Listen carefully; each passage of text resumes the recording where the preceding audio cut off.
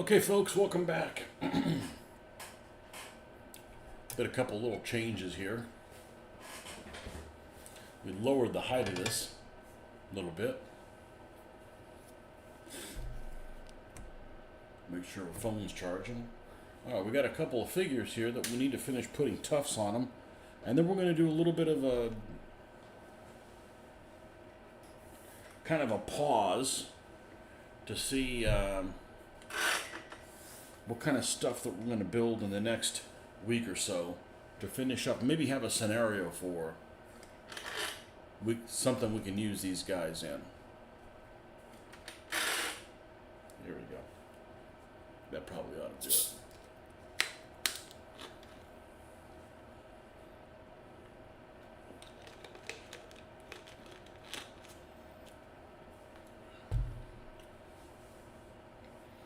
Alright, so we got two guys, we can use some tufts.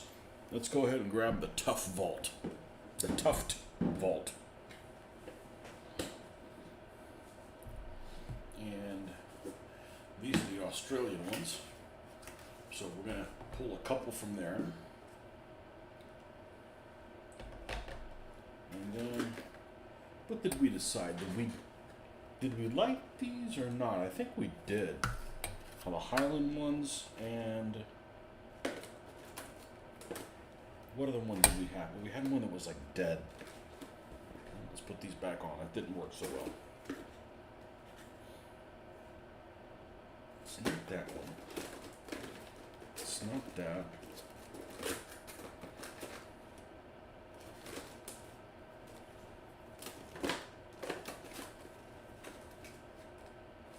Oh, we actually snuck some in here, didn't we?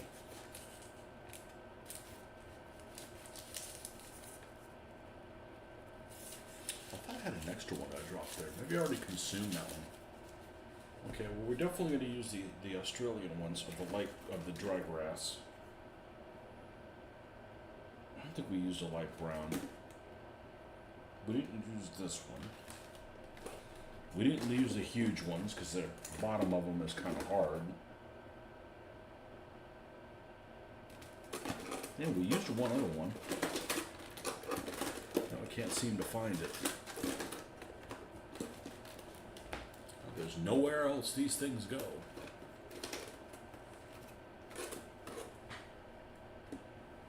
It's this one. Maybe it was just light brown.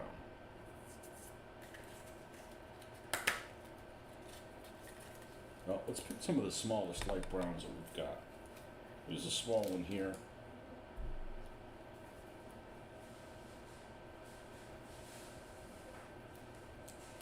There's a smallish one here.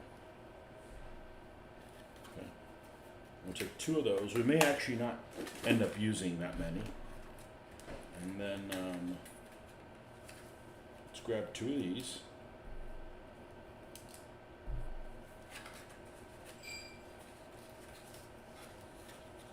I don't want symmetry. Sometimes you only have one tuft, sometimes you got three. And the Australian ones, I'm going to pull two of those out.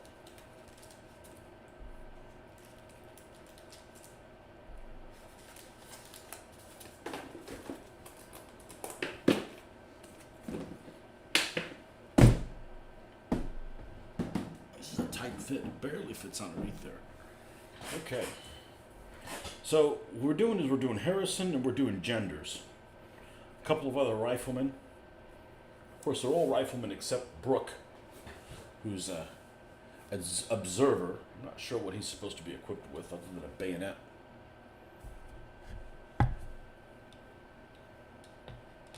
And we're going to need Mr. Tweezers here.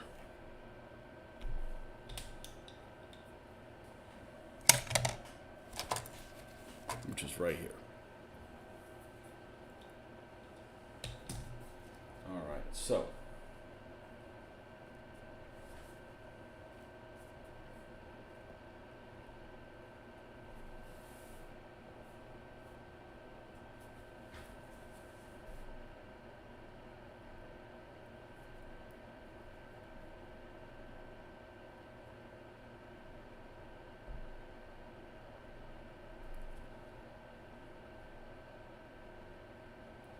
Australian ones are super, super sticky.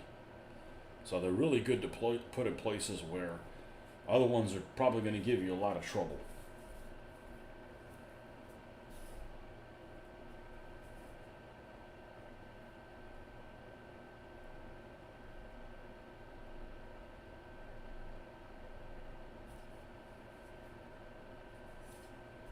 All right, so for this lad,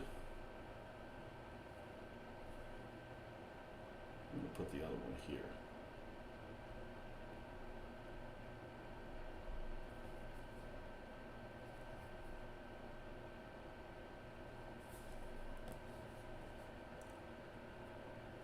And this one, just for variety, we'll use this one instead.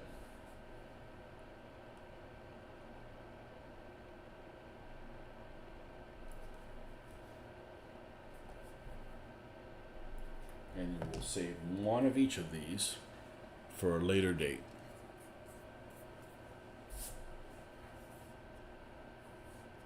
Okay, and now we have 5 of them complete.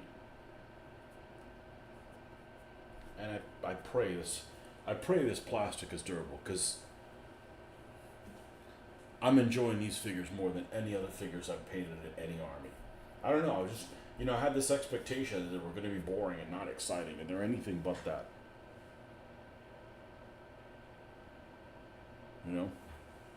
They're anything but that. And we've already started another Aussie.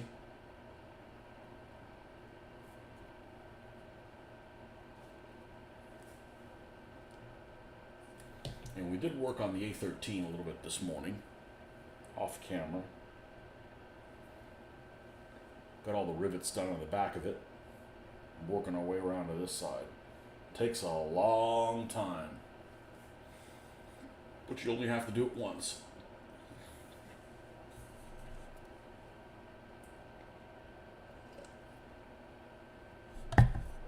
So I'm going to grab my notepad, which I have right here.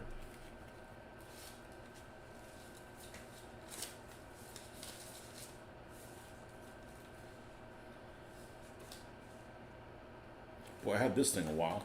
There's actually a couple of scores from DBA battles. So that's at least 2 years old. More than 2 years old. Alright, let's take a look at the skirmish campaigns and see what we got here.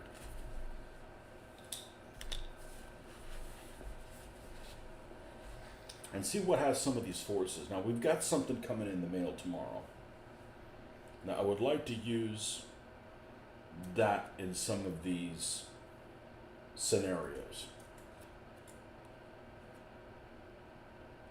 So we look at this first, assault on Solemn. Okay, the British only have 1 rifle squad. The Italians have 3. I don't have 3 rifle squads worth of Italians. But regardless, that's a lot of troops. And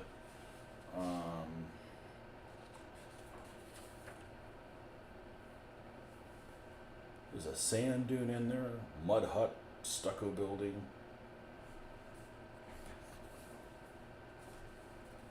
We're not going to wait until we have 3 squads at a time to start playing these scenarios. That's a bit extreme.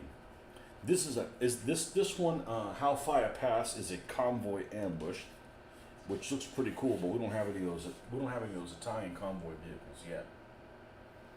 2 rifle squads. I bet I have 2 rifle squads worth. This is a rampaging Matilda, which involved 1 rifle squad for the Brits and Matilda 2, and then quite a few forces for the Italians.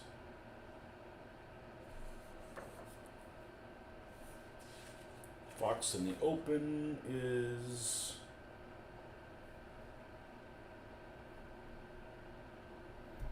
a lot of Italian and two 2-pounder anti-tank guns, which spoiler alert, that's what's coming tomorrow. So, Clash of Agadavia, that's basically almost all vehicles. King Zone is almost all vehicles. Yep. Benghazi Rear Guard. Okay, this one's kind of interesting. It's Australians. They have a platoon HQ and a 2-pounder AT gun.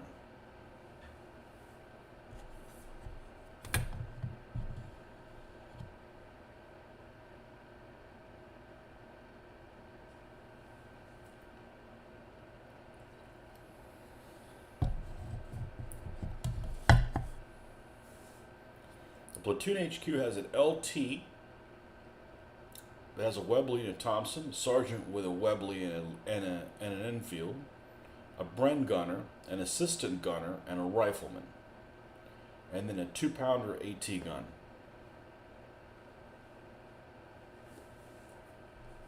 The Germans have two 232s, which I have.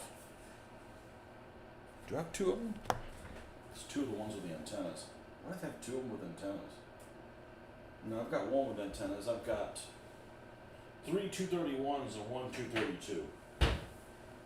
You could substitute one for them. Nobody's going to get their feelings hurt over that. A motorcycle platoon HQ squad. A lieutenant, a sergeant, 2 riflemen, and a Kubelwagen. Got a Kubelwagen I could turn Africa Corps. And a motorcycle squad. That's what I don't have. I don't have 4 motorcycles with sidecars.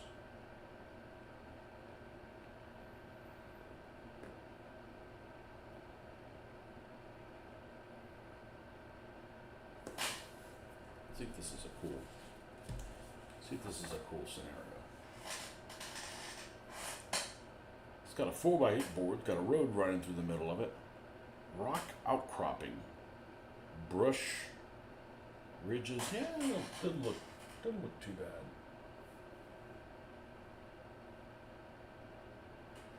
Road is treated as clear terrain for movement purposes. There's no road movement benefit or any unit. The ground is very rough.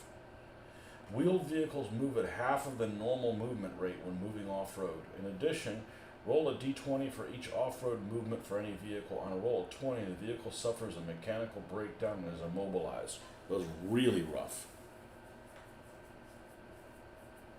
The ridges have steep slopes. When moving anywhere on the ridge, wheeled vehicles move at 1/4 and track vehicles move at 1/2 of the normal movement rate. Roll for mechanical breakdown as noted above with immobilization on a roll of 19 or 20. So obviously that's on a d20. Okay, so they're really going to want to force you to come in through this gap. The rock outcropping is impassable for vehicles. Okay. The brush, well, that's kind of cool. It'd be an opportunity to do some rock outcropping type of terrain. The brush is low scrubby growth that provides concealment for infantry. Okay.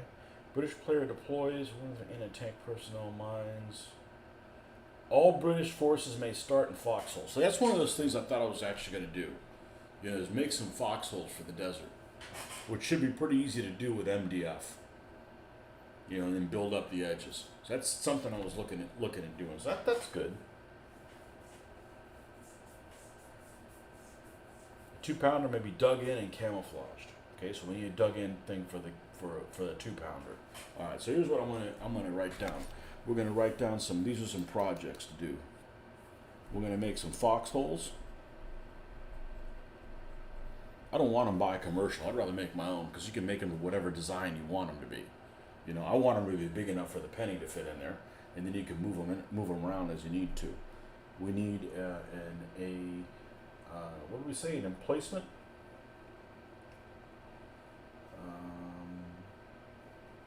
Dug in 2-pounder. Okay. German player doesn't roll for a variable attachment at the beginning of the game. Instead, German player rolls for a variable attachment at the beginning of either turn 5 or the first turn that they're uninjured, unbroken German forces in the British setup area at the beginning of the turn. Okay.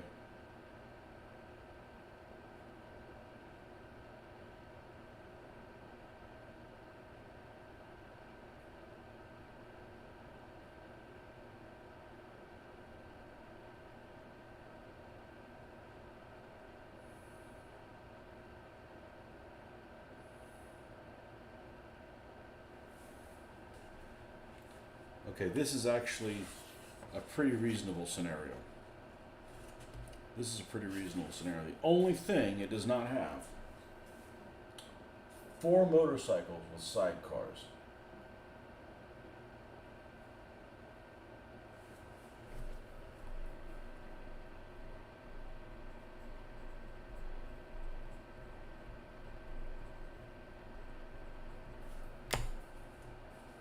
All right, let's continue on.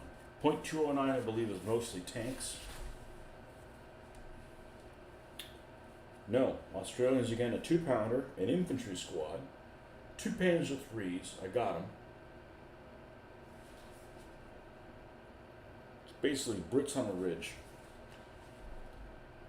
An infantry squad on a ridge with a 2-pounder AT.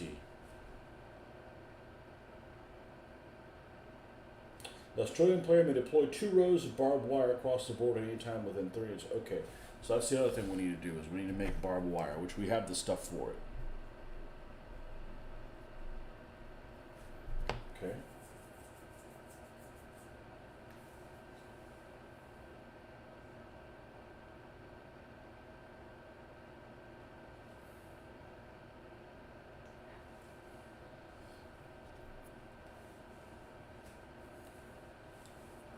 Point 209. Okay. Anything else? Can the Australians be dug in? All Australian forces are in well-prepared trenches or foxholes. Anti-tank guns are dug in and camouflaged. Okay. So another gotta make foxholes note, and gotta make a dug-in thing for the 2-pounder. Okay, cool. That's, you know, we've got a good camouflage. We've got a good color there for the groundwork. So it'd be nice to actually make other things that go with the groundwork stuff.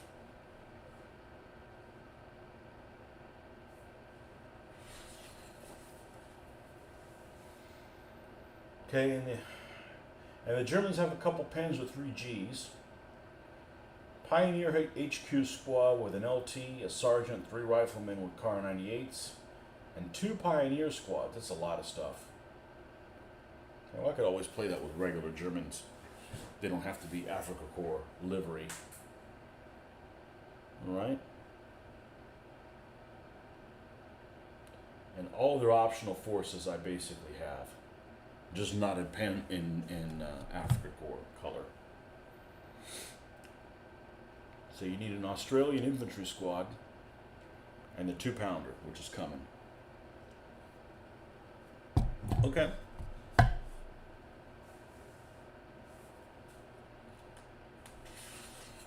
What else we got? This is an interesting one. Panzers at the wire. The Germans have 6 tanks, and you have to roll to see which ones are immobilized. As they walk through a minefield, they've driven into a minefield. Of course, the Germans just have tanks, and the Australians just have 1 2-pounder and an infantry squad, which ain't gonna do a damn thing unless the tanks need their crews bail. They're basically just hunkering down. Any special rules for this thing?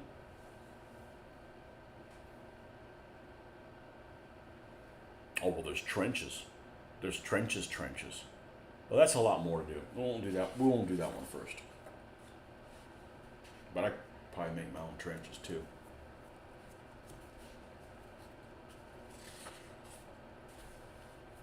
Fort Capuzzo. This is a stone wall situation here.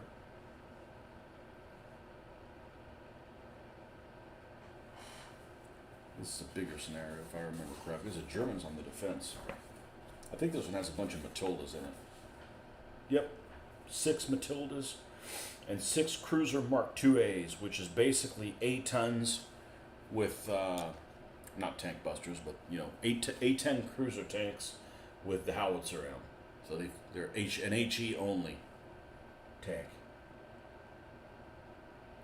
Okay.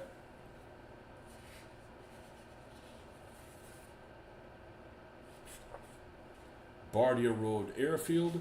This one has Italians.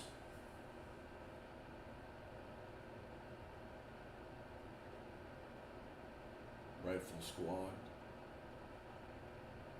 We captured A-10. dug in. And a couple Matildas. Encounter at City Suleiman.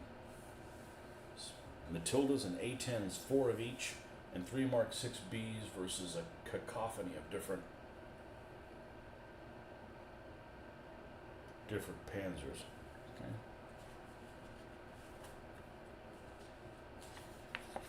And that's it. All right. So, based on looking at these scenarios, I definitely in 2 of the scenarios that look interesting to do in the short term. Both involve foxholes for the infantry and dug in 2-pounders.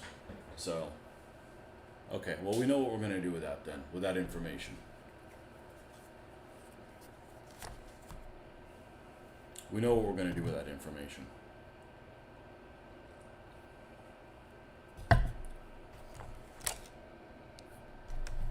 All right, so as we were finishing up this lad here, or we were working on him, whatever his name is. Did we pick a name for him yet? Oh, I think we did. Sloan. Okay. Yeah, this is Sloan. Last name Sloan.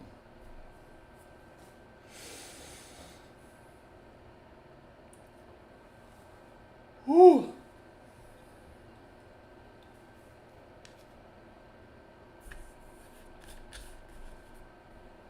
Oh, we got our water here.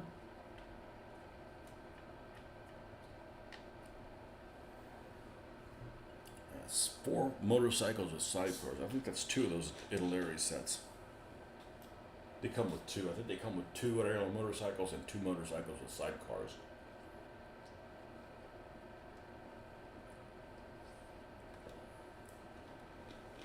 And we're going to work on this A13 off and on. We won't start another vehicle until it's done. But, we're going to alternate between this and the infantry. Just for variety.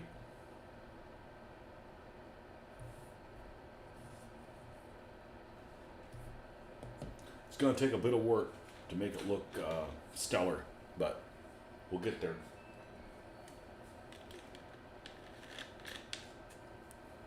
I don't even know what markings we're going to use on it yet, so.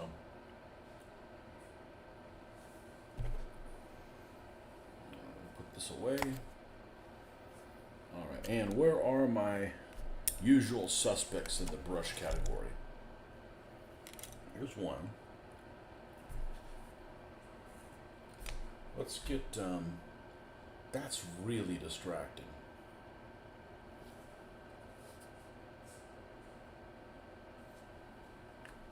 Having all this stuff on here. Let's see if I've got one that it's a little bit less chaotic. Let's do this. I don't have any fresh ones, do I? Yeah, I do. And this stuff all this stuff comes off, so I just don't like having all that distraction. This one has some gray shit on it. Alright, so let's get our usual suspects, black and white.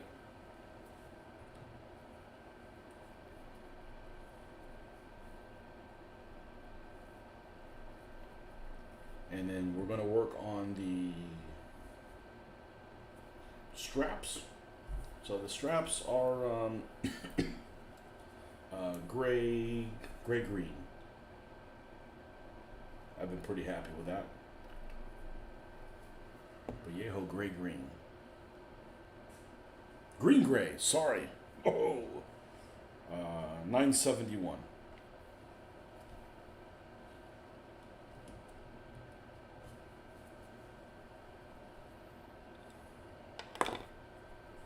And I can make my own scenario. I mean, I could do like a Australian infantry squad and a 2-pounder versus, a couple of German tanks and some infantry that come in on a half track or something like that. With some wire. I've been looking to do the wires, so anyways. So we got those popsicle sticks already. We put the sanding sealer on them. So they'd be ready to go. Just some projects for the weekend. All right. I have a feeling I'm going to have to pull this thing off.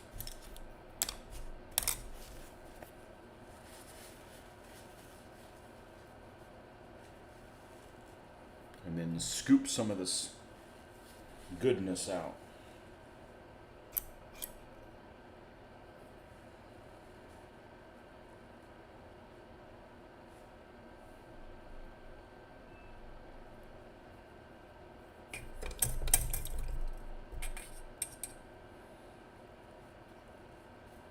Did I mention this brush washer is awesome? It's awesome.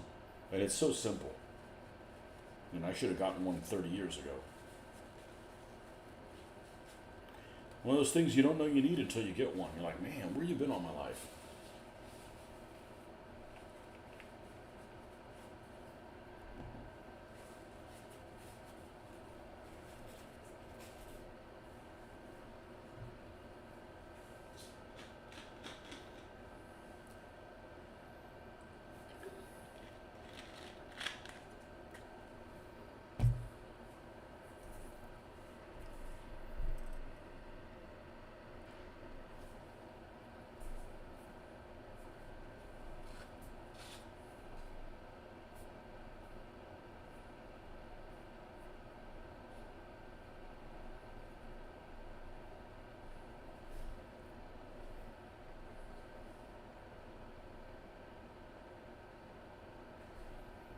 We need to darken this up a little bit before we do that. I actually need a little bit more direct light. See if I can move this so you guys don't see.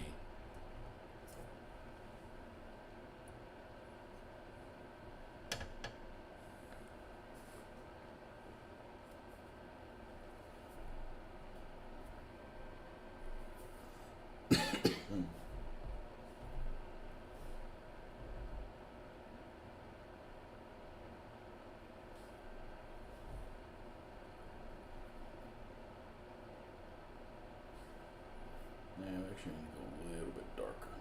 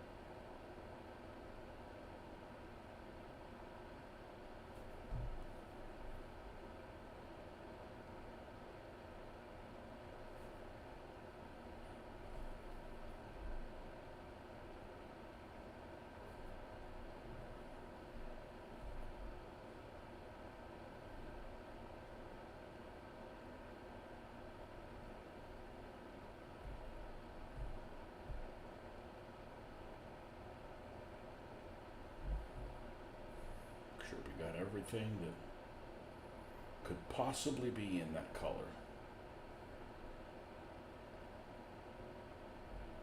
Yeah, and I'm blessed that all these guys have is a water bottle. Sometimes they have a bayonet.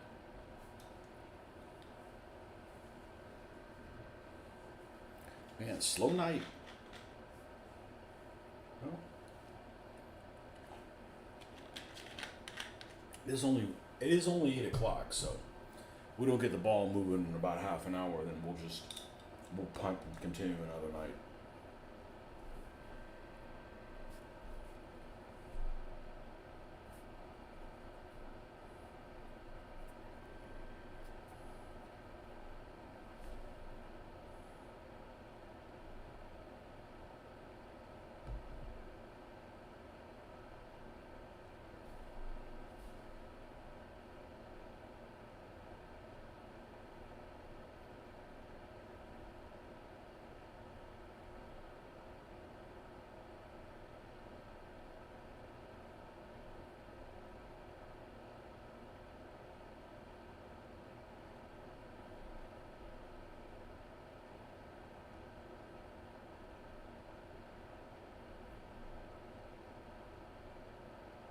Probably not going to be on tomorrow. Got a monthly model meeting, and that always doesn't put me home until about 9 o'clock. So I'm not going to start a painting session at 9. Especially with considering I have an unboxing I got to do. Why don't I do the unboxing tonight? Well, because it doesn't arrive. So this is 2 months in a row that the model meeting and something arrived in the mail on the same frickin' day. Last month it was Chad's stuff, the 3D printed things. They arrived on a Tuesday. So.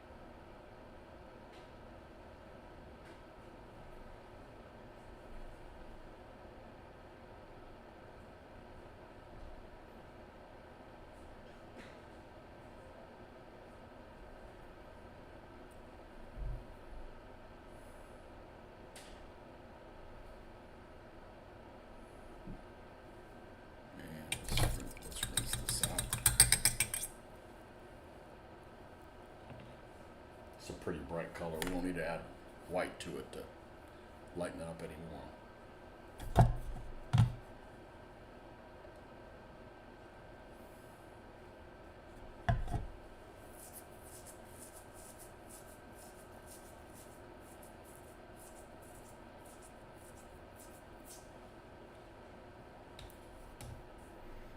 That's probably what I should do. I should probably start one of these shows. If nobody comes in for 30 minutes, fair enough. It's not a good night for people. Just shut it down,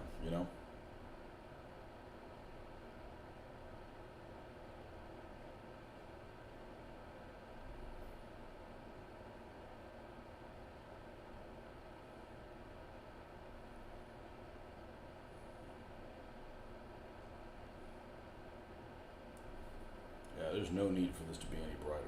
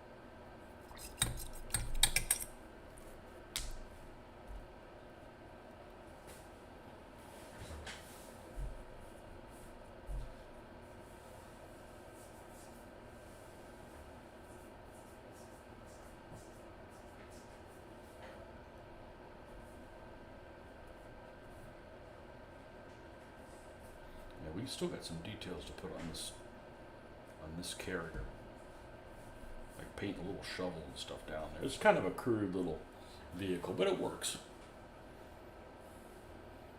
It works.